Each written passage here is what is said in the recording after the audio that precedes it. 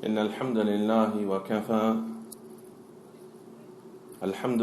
وكفى وصلى الله وسلم وبارك على من لا نبي بعده وعلى آله وصحبه وسلم تسليما كثيرا.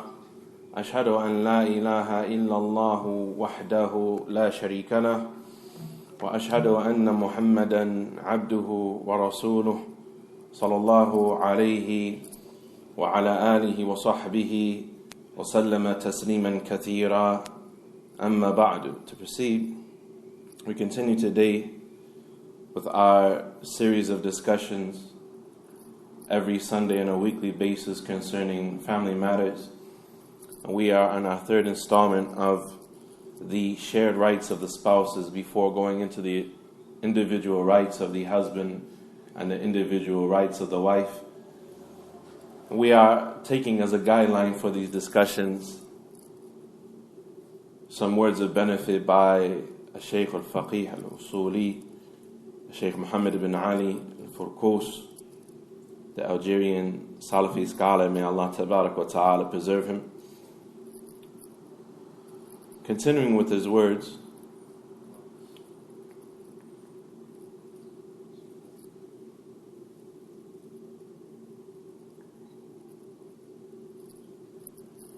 he says, may Allah preserve him,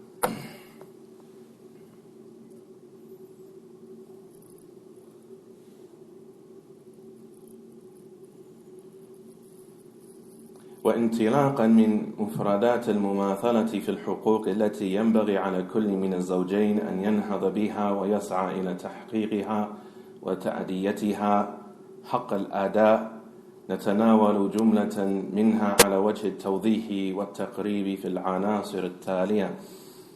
He said, and so proceeding with the individual things that are connected to al-mumathala.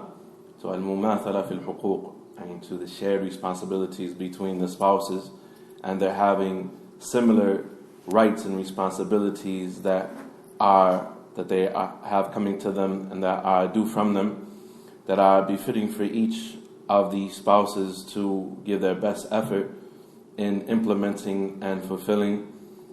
Then we want to summarize these shared responsibilities within al-anasir at-taliya, within the following points.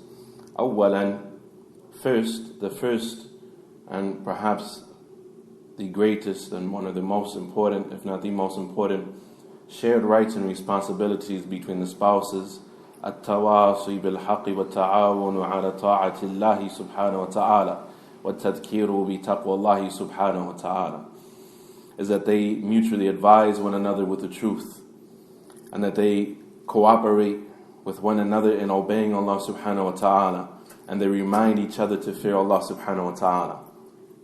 That they mutually advise one another with the truth, and they cooperate upon obeying Allah subhanahu wa ta'ala, and they remind each other to fear Allah subhanahu wa ta'ala.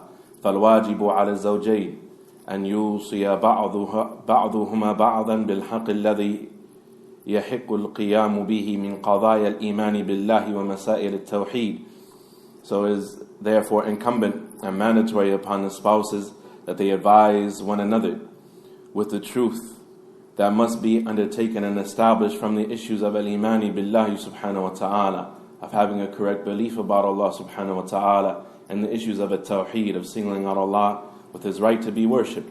وَيَتَعَاوَنَا عَلَى طَاعَةِ اللَّهِ بِمَا شَرَعَهُ, and that they cooperate with each other in obeying Allah subhanahu wa ta'ala in a manner that He has legislated, وَاجْتِنَابِ مَا نَهَى عَنْهُ, and in staying away from what Allah subhanahu wa ta'ala has forbidden them from. وَيُذَكِّرُ بَعْضُهُمَا بَعْضًا بِتَقْوَى اللَّهِ وَالصَّبْرِ عَلَى الْقِيَامِ بِهِ عَمَلًا بِقَوْلِهِ سُبْحَانَهُ وَتَعَالَى وَتَوَاصَوْا بِالْحَقِّ وَتَوَاصَوْا بِالصَّبْرِ. He said, and they remind each other to have taqwa of Allah subhanahu wa ta'ala, and to be patient therein. And this is an implementation of the statement of Allah subhanahu wa ta'ala that they advise one another with the truth and advise one another with patience in Surah Al-Asr. وقد جاء ثناء النبي صلى الله عليه وسلم وترحمه على الزوجين يعين كل منهما الآخر على طاعة الله سبحانه وتعالى وعبادته. And the praise of the Prophet ﷺ has been mentioned, and his tarahum, and his making dua to Allah Tabarak wa Ta'ala that He has mercy upon two spouses who help one another in obeying Allah and worshipping Allah Subhanahu wa Ta'ala has been found in the Sunnah. When the Messenger of Allah ﷺ he said, رحم الله رجلا قام من الليل فصلى ثم أيقظ امرأته فصلت. May Allah have mercy upon a man who stands up in the night to pray, and then he wakes up his woman, his wife, فصلت, and she prays. فإن أبت نضح في وجهها الماء, and if she refuses, and he sprinkles water in her face to wake her up. ورحم الله امرأة قامت من الليل فصلت. And likewise, may Allah have mercy upon a woman who stands up in the night to pray. ثم أيقظت زوجها فصلى, and she wakes up her husband to pray. فإن أبى نضحت في وجهه الماء, and if he refuses, and she splashes or sprinkles water in his face. ومن ذلك ما يعظ به الرجل زوجته عند خوفه نشوزها فينصحها ويأمرها بتقوى الله سبحانه وتعالى ويذكرها بما أوجب الله عليها من جميل العشرة وحسن الصحبة والاعتراف بالدرجة التي له عليها. He said, and included in this is a man admonishing his wife and telling her to have fear of Allah subhanahu wa ta'ala when he is afraid that she is going to become disobedient and cause marital discord. And so he advises her and he orders her to fear Allah subhanahu wa ta'ala. And he reminds her of what Allah has obligated upon her of beautiful treatment and husn al-suhbah, and being a good friend and companion. وَالْاِعْتِرَافِ بِالدَّرَجَةِ الَّتِي لَهُ عَلَيْهَا, and recognizing the degree that he has above her, that Allah has given to the man above the woman. وَنَحْوِ ذَلِكَ أو نَحْوُ ذَلِكَ من النصائح الوعظية التي تؤثر في قلب المرأة لقوله تبارك وتعالى واللاتي تخافون نشوزهن فعظوهن. He said, and other than that, from the types of advices that are given to admonish the woman that can have an effect upon the heart of the believing woman who fears her Lord subhanahu wa ta'ala. And this is due to the statement of Allah in Surah An-Nisa, when Allah tabarak wa ta'ala He said, and as for those women that you fear nushuz from, that you fear discord, marital discord from, فَعِذُوهُنَّ, and He then give them a maw'idha, then admonish them. Ibn Qudama rahimahullah ta'ala, he said, فَمَا تَظَهَرَتْ مِنْهَا أَمَارَاتُ النُّشُوزِ مثل أن تتثاقل وتدافع إذا دعاها ولا تصير إليه إلا بتكرح ودمدمة فإنه يعظها. The great Imam, the Hanbali scholar, Muwafaq al-Din Ibn Qudama al-Maqdisi rahimahullah ta'ala, he said that when there appears the amarat, yani the signs of discord and disobedience from the wife, such as her being heavy and hesitant and upset when he invites her to his bed for intimacy, and so she doesn't go to him except as though she is being forced to do so, وَدَمْدَمَ, and she does so, and with a ugly look on her face, he said, وَدَمْدَمَ, and she has an ugly look on her face, فَإِنَّهُ يَعِذُهَا, and he admonishes her, فَيُخَوِّفُهَا Allah subhanahu wa ta'ala, and he tells her to fear her Lord subhanahu wa ta'ala. وَيَذْكُرُ مَا أَوْجَبَ اللَّهُ لَهُ عَلَيْهَا مِنَ الْحَقِّ وَالطَّاعَةِ, and he reminds her of what Allah has obligated upon her towards him of his right and obedience to Allah subhanahu wa ta'ala. وَمَا يَلْحَقُهَا مِنَ الْإِثْمِ بِالْمُخَالَفَةِ وَالْمَعْصِيَةِ, and the sin that she will get by opposing Allah's order and disobeying Allah subhanahu wa ta'ala. وَمَا يَسْقُطُ بِذَلِكَ مِنْ حُقُوقِهَا مِنَ النَّفَقَةِ وَالْكِسْوَةِ, and he reminds her that if she doesn't fulfill his rights for intimacy and the likes of these things, and obedience and assistance in those things that are obligated towards the wife, then she loses her right to an-nafaqa wal-kiswa. She loses her right to be spent upon and to be clothed and taken care of and so on and so forth.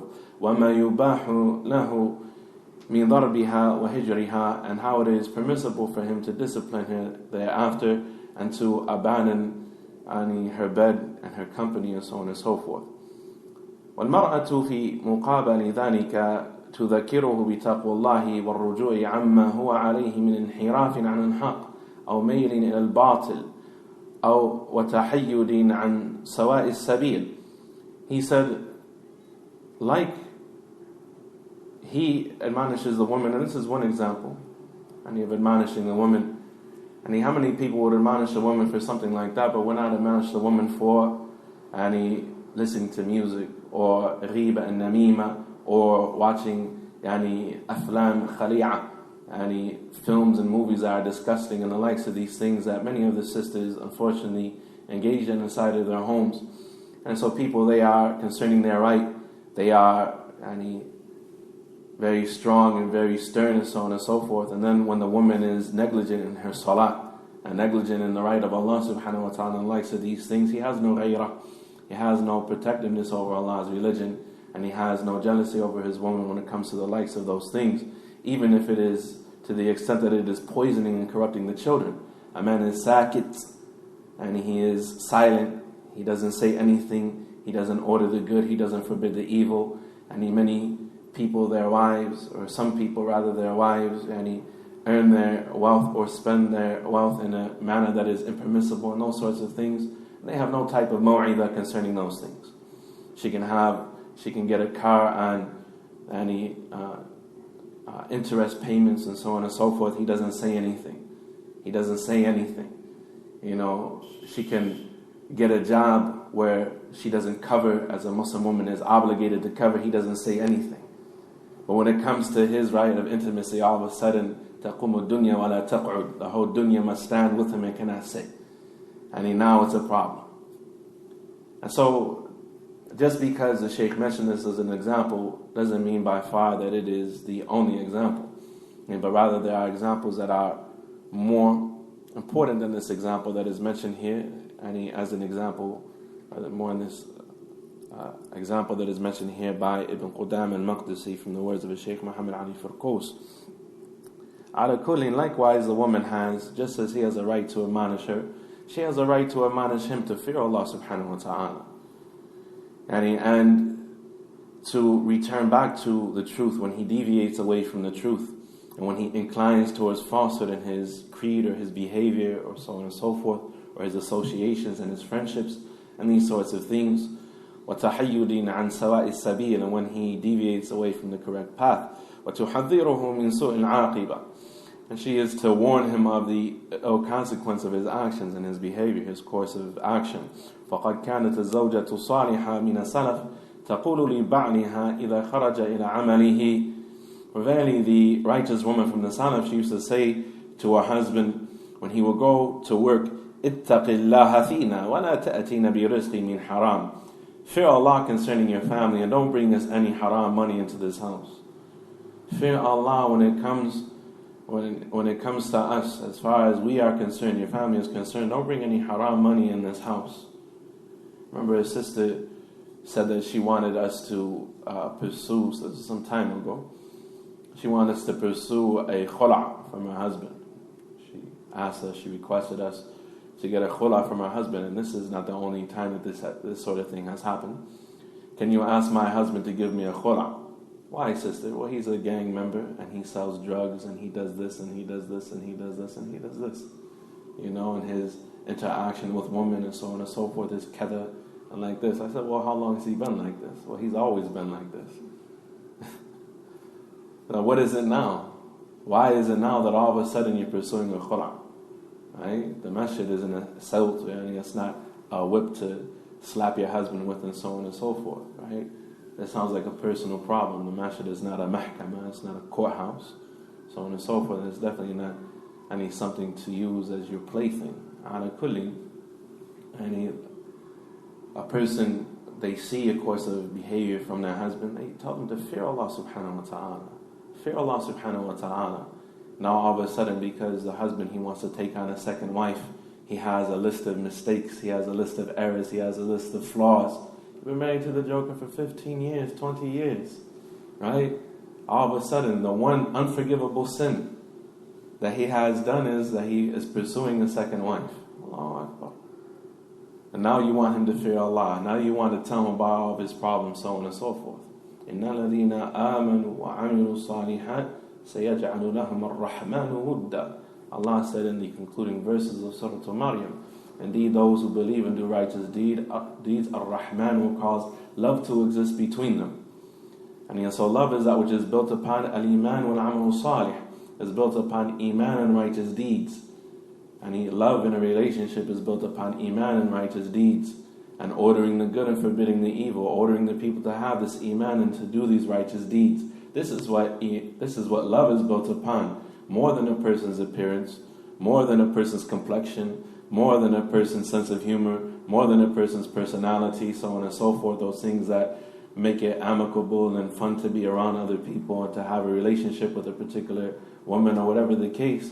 The real factor that love is built upon is belief in Allah, a correct creed, and an amal salih, and righteous deeds. And the Messenger of Allah sallallahu alaihi wasallam, he said, ما من اثنين توادا في الله ثم يفرق بينهما إلا ذنب أو إلا بذنب يحدثه أحدهما. No two persons who loved one another deeply for the sake of Allah. توادا في الله, they had al-wud. It's more than al-hub. They had al-wud. يعني al-mahabba min a'maq al-qalb. And it is love from the deepest place of the heart, that deeply loved one another for the sake of Allah. And then ثم يفرق بينهما, and they were caused to separate, and they were split up. إِلَّا بِذَنْبٍ يُحْدِثُهُ أَحَدُهُمَا, except because of a sin that one of them were committing. Except because of a sin that one of them were committing. And so a person isn't to be an opportunist. Just as the woman is not to be an opportunist, or just as the man rather is not to be an opportunist, the woman is not to be an opportunist. And in some things he orders with the good and forbids the evil, and in other things he turns a blind eye. But rather, the rights of Allah are greater than the rights of the creation. The rights of Allah are greater than the rights of the creation. And so, a person, they order the good and they forbid the evil, and he yukhawwif zawja billahi subhanahu wa ta'ala. They tell their spouse to fear Allah subhanahu wa ta'ala, and they build their family upon this, and this is what stability in the household emanates from. The second right that the Shaykh mentions, he said, تجسيد المودة والرحمة في الحياة الزوجية. Or going back to the statement of the woman of the Salaf, they would say, اتق الله فينا ولا تأتينا برزق من حرام. And fear Allah concerning us, and do not bring us haram money into this house. فإنا نصبر على الجوع في الدنيا ولا نصبر على النار جهنم يوم القيامة. Verily we could be patient with hunger in this world, but we cannot be patient with the hellfire in the Day of Judgment. The second thing he says, after the first right of ordering the good, forbidding the evil, these sorts of things, reminding each other to fear Allah, is تجسيد المودة والرحمة في الحياة الزوجية, and embodying love and mercy in marital life. Embodying love and mercy in marital life. فيجب على كل من الزوجين أن يحمل أكبر قدر من المحبة الخالصة التي ترفع كل واحد منهما ليكون عونا لصاحبه في تفقد أحواله وقضاء حاجته وإعطائه من لسانه ما يحب أن يسمعه منه ونحو ذلك. He says, so it is mandatory upon each of the spouses to have the highest degree of sincere love for their spouse, to develop within themselves the highest degree of sincere love for their spouse by looking at their good qualities and overlooking their bad qualities, and trying to repair those bad qualities in a way that entails hikmah, wisdom, and so on and so forth. And that they try to develop the causes of love between themselves. And they don't look at those things that will cause them to hate one another and these sorts of things. As the Prophet ﷺ, he said, لا يفرق مؤمن مؤمنا إن رضي إن سخي إن كره منها خلقا رضي منها آخر. Let the believing man not dislike his believing woman. Let the believing man not dislike his believing woman. If she has some qualities he dislikes, she will have some other qualities that he will like. So he focuses upon the good that is within her, and he doesn't blow things out of proportion and so on and so forth. And she does the same with her husband, contrary to the condition of the woman that as the Prophet ﷺ, he said, رَأَيْتُ النَّارِ وَرَأَيْتُ أَكْثَرَ أَهْلِهَا النِّسَاءِ قُلْنَا Lima ya Rasulullah. He said, I saw the fire and I saw the majority of the people in the fire were women. He said, why is that, O Messenger of Allah? The Prophet ﷺ, he said, yakfurun, because they commit kufr. They said, yakfurun billah, they commit kufr with Allah tabarak wa ta'ala, they disbelieve in Allah. He said, yakfurun al-ashir wa yakthirun al-la'n. He said, no, but rather they are yakfurun, they commit kufr with their husbands. What did that mean? Kufr is the opposite of shukr. They commit kufran, and kufr with their husbands, and they are ungrateful to their husbands. And kufr in the Arabic language is the opposite of gratitude. It's the opposite of gratitude, and the greatest form of ingratitude is disbelief in Allah subhanahu wa ta'ala. But kufr also has the general meaning of ingratitude. So because they are ungrateful to their husbands, and they curse people a lot,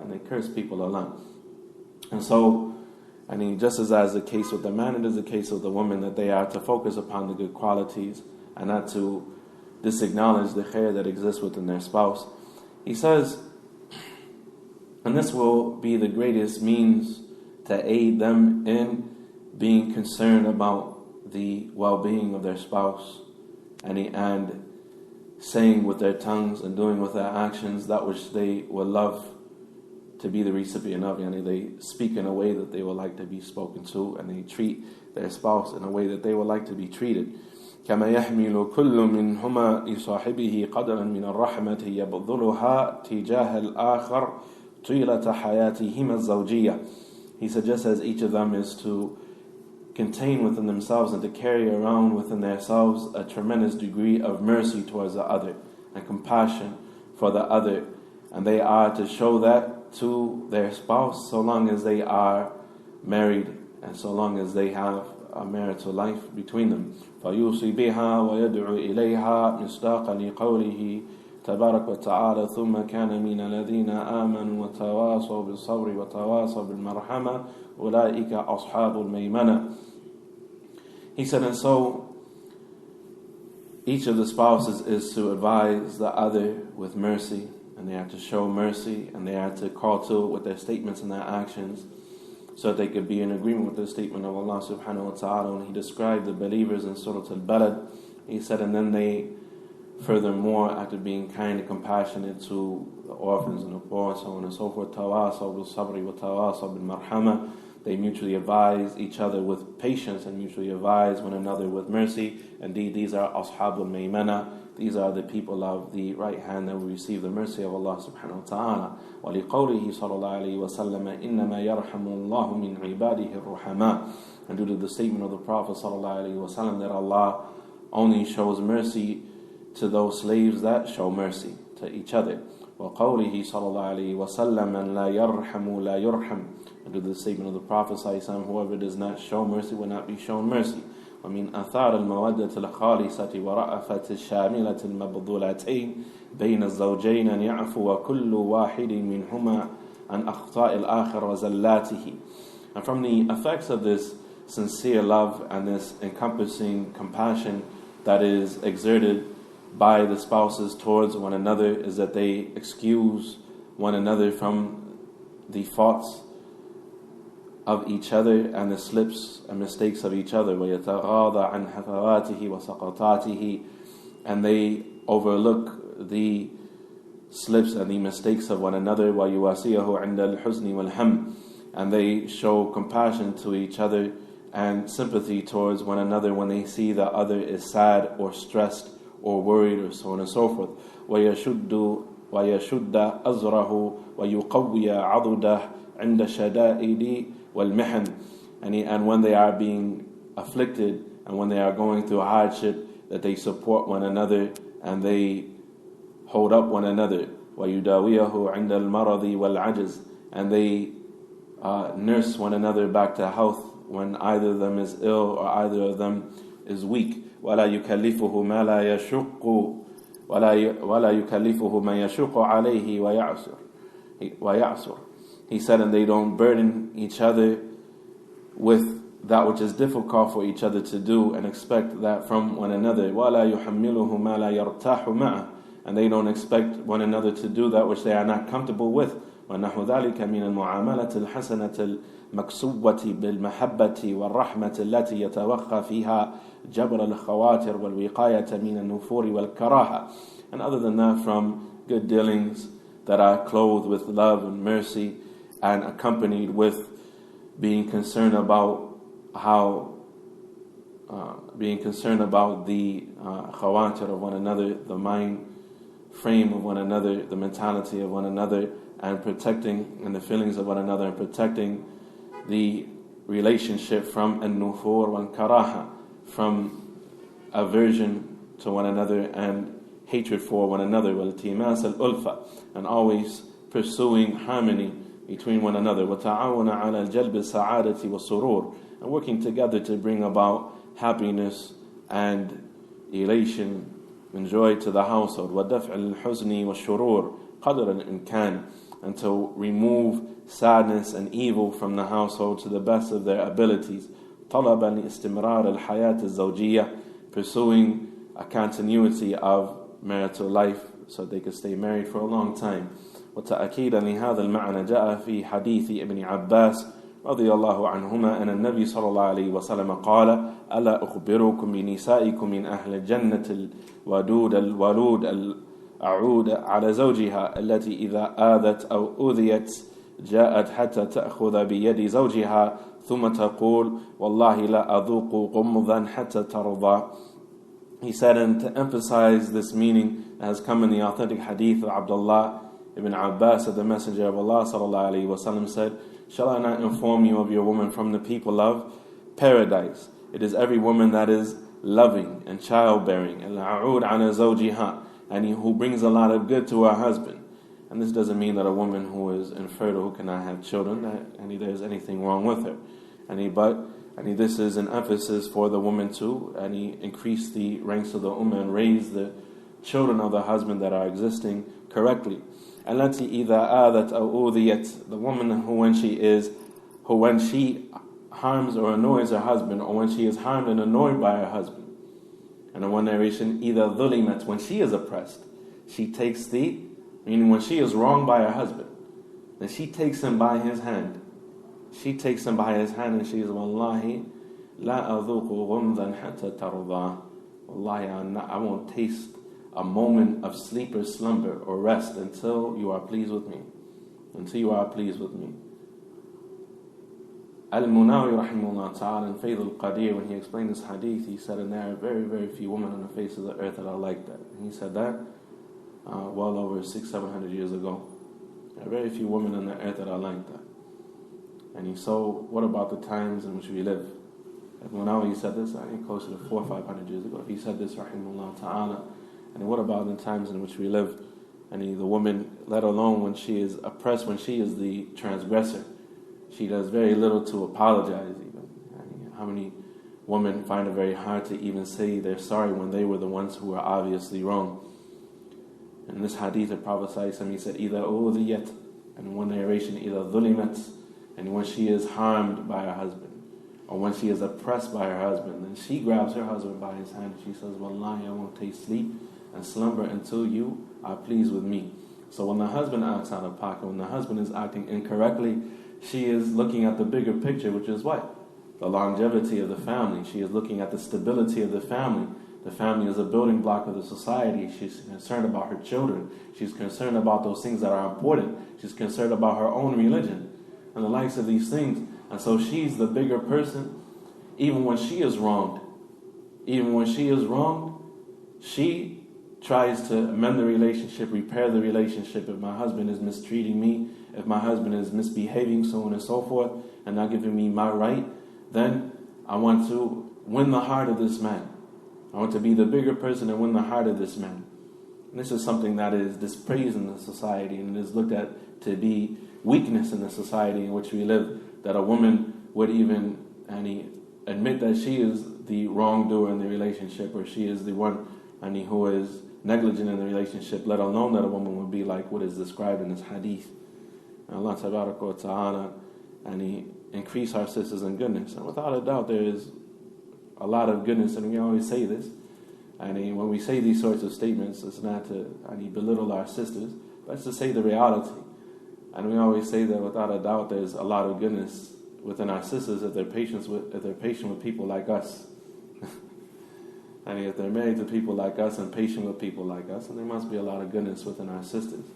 But this is an encouragement, a strong encouragement from the Prophet ﷺ for the woman to have a strong and very high degree of wisdom. And there is no doubt that in every time, in every place, that there are people who are upon the correct creed, and people upon the correct behavior, and people upon the correct type of character, that the religion is safeguarded in knowledge and in practicing in every time, and that there are, without a doubt, a good number of women that are like that still on the face of the earth.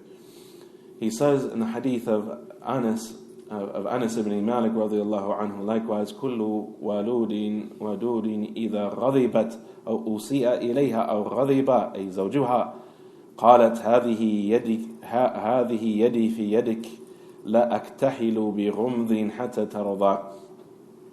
It's a slightly different wording. When she is upset, or when she is mistreated, or when her husband is angry, and she says, this is my hand in your hand, I will not allow my eyes to be covered with sleep, meaning I will not close my eyes to sleep until you are pleased with me. Abu Darda, he said, radiyallahu anhu, يوما لزوجته, he said one day to his wife, إذا رأيتيني غضبت فرديني وإذا رأيتك غضبا رديتك وإلا لم نصطحب. He said, if you see me upset, then calm me down. If you see me upset, then pacify me, and he cause me to be happy again. And if I see you upset, I'll do the same. Otherwise, there is no way that we can nastahib, that we can have suhbah between one another, that our relationship will survive. كل ذلك مصحوب بطهارة نفس وطيب روح تحقيقا لقوله صلى الله عليه وسلم وطيب روح تحقيقا لقوله تبارك وتعالى ومن آياته أن خلق لكم من أنفسكم أزواجا لتسكنوا إليها وجعل بينكم مودة ورحمة إن في ذلك لآيات لقوم يتفكرون. He said all that is coupled with having a pure soul and a disposition that is agreeable in order to implement the statement of Allah Tabarak wa Ta'ala. From the signs of Allah's greatness is that He has created spouses from yourselves so that you can find comfort with them. وَجَعَلَ بَيْنَكُمْ مَوَدَّةً وَرَحْمَةً, and He has caused there to exist between you love and mercy. Indeed, in that are clear signs for people يتفكرون. Ibn Kathir, he said, explaining these verses, من تمام رحمته ببني آدم جعل أزواجهم من جنسهم وجعل بينهم وبينهن مودة وهي المحبة ورحمة وهي الرأفة فإن الرجل يمسك المرأة إما لمحبته لها أو لرحمة بها لأن يكون لها منه ولد أو محتاجة إليه في الإنفاق أو للألفة بينهما أو لألفة بينهما وغير ذلك. He says, explaining this verse, that from the complete mercy of Allah towards the children of Adam is that Allah has made them have spouses from their own type, from their own jins, from their own species. وَجَعَلَ بَيْنَهُمْ وَبَيْنَهُنَّ مَوَدَّةً, and He has caused two things, He mentioned in this verse, to exist between them, which is mawadda, meaning love, and rahma, which is ra'fa. He said rahma, mercy, which is compassion. He said, or sympathy. He said, for verily a man keeps his wife and doesn't divorce her for one of two reasons. There are two things that make the man keep his wife. And as much as that, the affair is in his hand to keep her or release her at all times. He said, and it is either his love of her or his sympathy towards her. His sympathy and his mercy, compassion towards her. He said, because, for example, she has children by him. And so even if his love for her is weakened for one reason or another, he feels sorry for her. He won't let her go, and he has mercy towards her because she has children by him. Or محتاجة إليه في الإنفاق, or he realizes that she needs him to spend upon her. She's not going to be able to make it financially by herself. And so this is from the factors that keeps him with her. أو للألفة بينهما وغير ذلك, or because they are comfortable with one another, even if the love is not very strong, they have harmony between one another, they get along together in these sorts of things, and the likes of these affairs. هذا والمودة ورحمة أمران ضروريان لحسن العشرة بين الزوجين فلا بد من تحقيقهما ولا اقتضى الأمر استعمال المعاريض والكنايات والتورية في حديث كل واحد منهما مع الآخر استجلابا للمودة والألفة. He said, in as much as that this is the case, that love and mercy is absolutely essential and something that is needed direly for them to have good marital relations and to have a good marital relationship, rather, فَلَا بُدْ مِنْ تَحْقِيقِهِمَا, and they must do what it takes to make it a reality. He said, even if this requires استعمال المعاريض والكنايات والتورية, that from time to time that they may say things that are misleading to one another to hide how they feel about one another. To hide how they feel about one another. And so, this is permissible, to not be 100% honest in one's feelings and so on and so forth towards one's spouse. This is something that is very common with women. They always want to know how you feel about them. How do you feel about them? And how you feel about them may change from day to day, from year to year, from month to month. May it change according to your level of stress and so on and so forth. And the same is the case with them. The same is the case with the woman. The women have times where they love you more and where they love you less. And if each of the spouses was to be brutally honest with each other about how they always felt about one another, and as Abul Utahi, he said, and other people from the scholars of the past and the wise people of the past, he said that if people could read the minds of one another, then no one would be able to spend any time around each other. Right? You don't want to always know what is going through the mind of your spouse. Right? You don't always want to dig that out. And you read into the facial expression of your wife, or she reads into your facial expression something they're concerned. How do you feel? I love you. You love me. Are you upset with me? You don't always want to know. You don't always have to do that.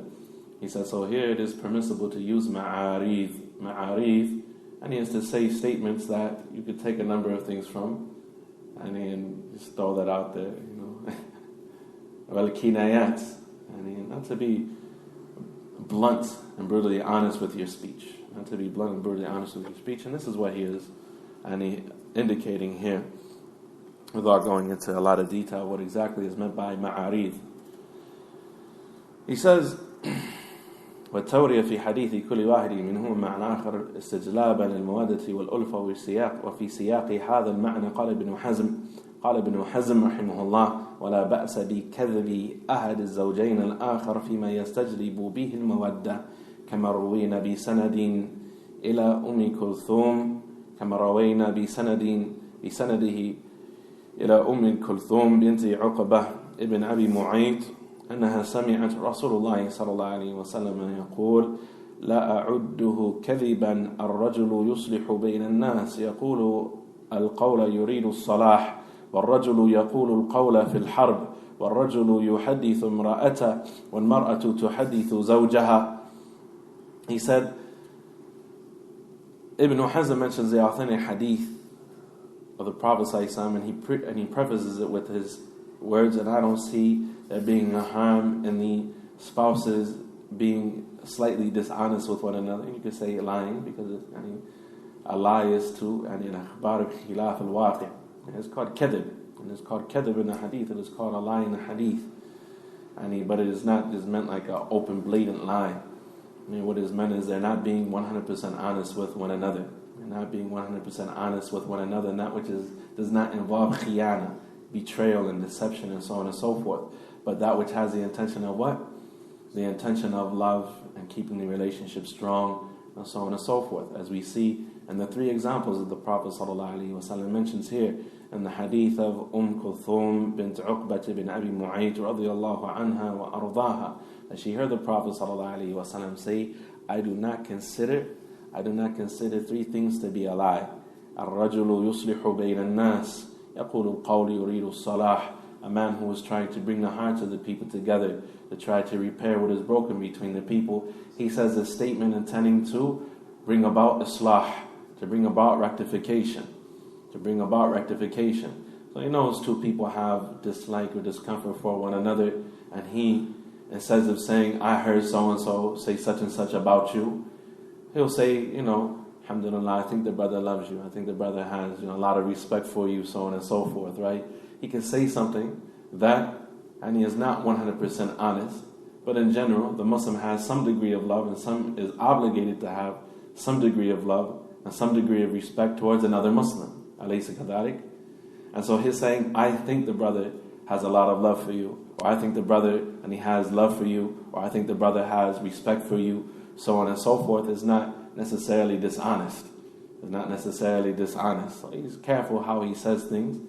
And as al-Muallimi rahimahullah ta'ala, the Yemeni scholar who died back in the 50s, died around the year 1374, 76 or something of the sort, he said, may Allah have mercy upon him, that a person must be very careful with this, however, because if a person, and if you tell somebody something even with a good intention like that, to bring about rectification, whether it be in a situation of two people disputing or the situation of a man dealing with his wife, and it is something that they will come to find was not 100% honest, then this will cause them to lose their trust of you. And this is something that is a mafsada, is a harm that is greater than the harm that would have come about by just telling the truth 100% to that person. The person has to be very careful with this. And he said, I don't believe this to be taken exactly like that. When the Prophet says, I don't consider three things to be kadhiban, three things to be lying. It's not an actual lie that is being told. It's not an actual lie that is being told. The person should be very careful with it, because trust and integrity is something that is hard to regain. It's something that is hard to regain. Ala kulli, this is what is meant by ma'arith.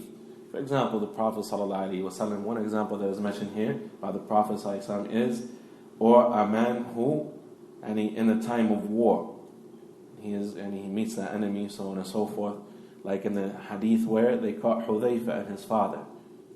Hudhayfa bin al-Yaman, radiyallahu anhuma. Al-Yaman was the nickname of his father. I forget his actual name. And when Quraysh caught him on the day of Badr, they said, Turiduna Muhammadan. They said, Ila ayna turidan? Where do you intend to go? They said, Nuridu Yathrib. They said, we're trying to go to Yathrib, which is the name of al-Medina. They said, Turidani Muhammadan. They said, no, you want to go to Muhammad. You're trying to catch up to Muhammad. So they said, no, we're trying to go to Yathrib. Right?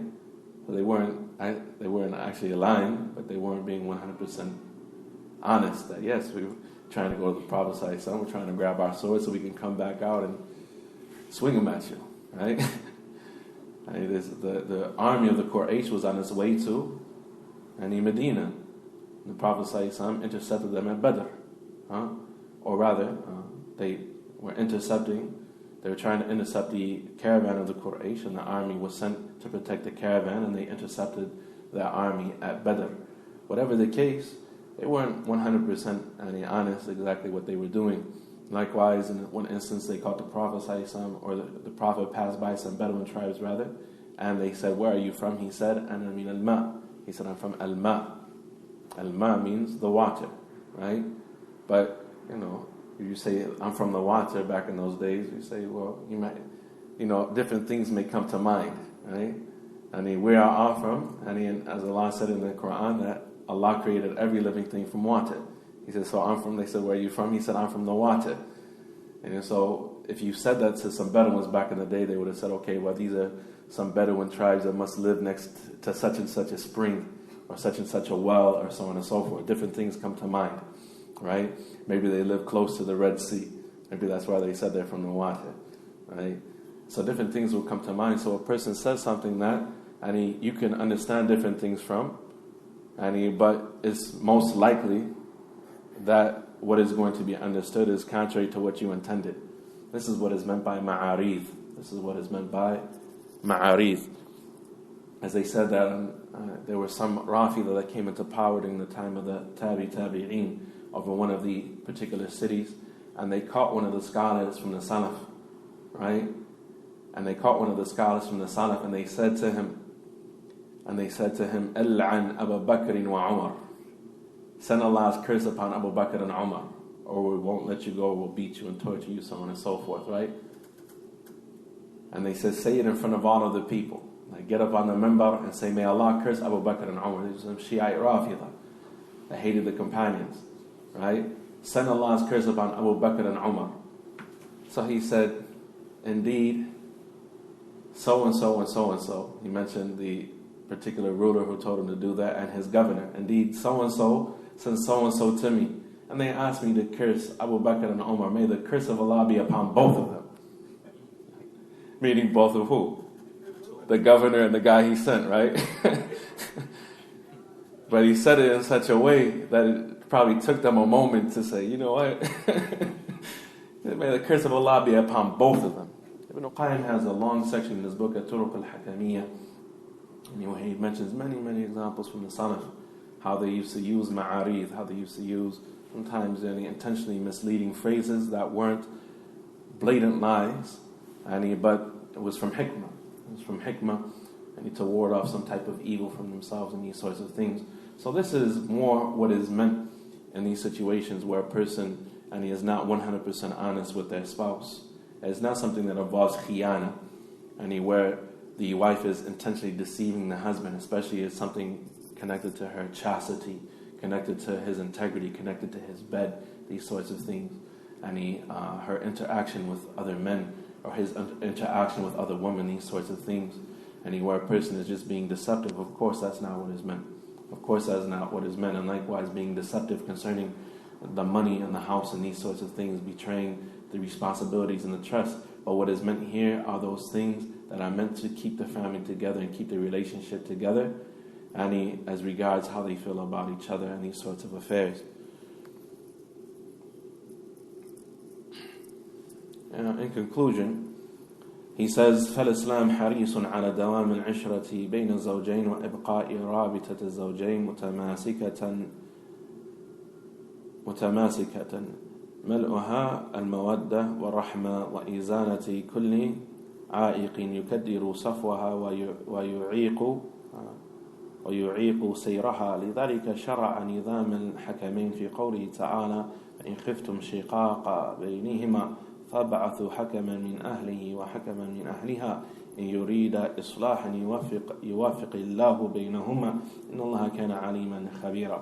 He says in closing, he said, therefore Islam is very serious in the continuity of good dealings between the spouses and in the survivability of the connection of the spouses so that they can hold fast to one another and so that they can have cohesion that is filled with mercy and love, and to remove, and it is very serious in removing every obstacle and everything that impedes the purity of love between the spouses or impedes and slows down the progress of the family. For this reason, Allah subhanahu wa ta'ala has legislated in situations of shiqaq, in situations of marital discord, that there be two arbiters, that there be two arbiters who come and make arbitration between the spouses, and one from his family and one from her family if possible, or just from the general community if they don't have Muslim family that are capable of doing so. Due to the statement of Allah subhanahu wa ta'ala, وَإِن خِفْتُمْ شِقَاقَ بَيْنِهِمَا, that if you fear any discord between them, فَبَعَثُوا حَكَمًا مِنْ أَهْلِهِ وَحَكَمًا مِنْ أَهْلِهَا, then send an arbitrator from his family and one from her family, in yurida islahan, and if they desire islah, if they desire rectification, yuwafiq Allahu baynahuma, and Allah will cause tawfiq between them, and He will cause them to come together. Indeed, Allah subhanahu wa ta'ala is aliman khabira. Indeed, Allah is all-knowing and well acquainted with and deeply knowledgeable of khabira, and He knows that which is the most subtle of affairs. He knows that which is the most subtle of affairs. This is verse number 35 in Surah An-Nisa. هذا وصلى الله وسلم وبارك على نبينا محمد وعلى آله وصحبه وسلم. And there will be a class tomorrow night after Salat.